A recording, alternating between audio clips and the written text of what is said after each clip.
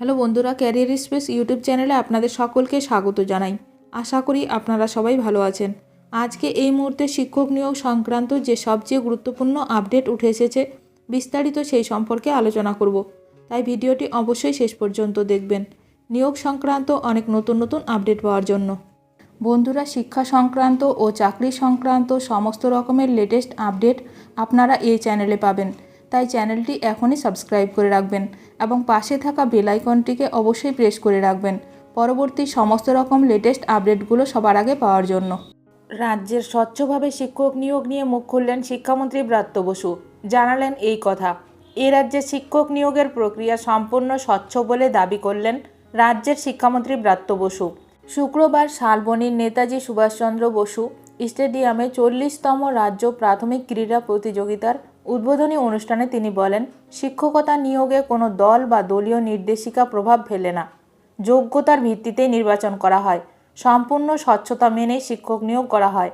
শুক্রবার অনুষ্ঠানে উপস্থিত ছিলেন প্রাথমিক শিক্ষা পর্ষদের সভাপতি গৌতম পাল, সচিব রঞ্জন ঝা সহ একাধিক গণ্যমান্য ব্যক্তিত্ব।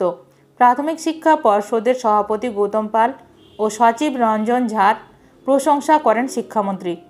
রাজ্যের মুখ্যমন্ত্রী মমতা বন্দ্যোপাধ্যায়ের নির্দেশে প্রাথমিক শিক্ষা পর্ষদ যোগ্যতা সম্পন্ন শিক্ষক নিয়োগ ও শিক্ষার মান বৃদ্ধিতে কাজ করছে উল্লেখ করে ব্রাত্য বসু বলেন, এটি অন্য রাজ্যের জন্য অনুকরণীয়।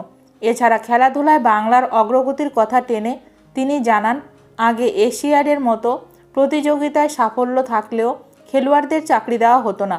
মুখ্যমন্ত্রী জাতীয় পর্যায়ে সাফল্য অর্জনকারী খেলোয়াড়দের চাকরির নিয়োগপত্র সরাসরি তুলে দিচ্ছেন। সম্প্রতি সন্তোষ ট্রফি জয়ী বাংলা দলের সদস্যদের চাকরি প্রদান এর উজ্জ্বল উদাহরণ। এই বছর রাজ্য প্রাথমিক ক্রীড়া প্রতিযোগিতায় 23টি জেলা থেকে 1100 প্রতিযোগী অংশ নিয়েছে। মন্ত্রী বিশেষভাবে উল্লেখ করেন যে এতে মাদ্রাসা, শিশু শিক্ষা কেন্দ্র এবং বিশেষ চাহিদা সম্পন্ন শিশুরাও অন্তর্ভুক্ত রয়েছে। মুখ্যমন্ত্রীর ব্যক্তিগত উদ্যোগে ক্রীড়া আয়োজনের জন্য 17 কোটি টাকা বরাদ্দ করা হয়েছে। পাশাপাশি প্রতিটি জেলাকে 7,35,000 টাকা প্রদান করা হয়েছে। ভিডিওটি ভালো লাগলে অবশ্যই লাইক করবেন। আজকের ভিডিওটি এখানেই শেষ করলাম। নতুন কোনো আপডেট নিয়ে দেখা হবে নেক্সট ভিডিওতে।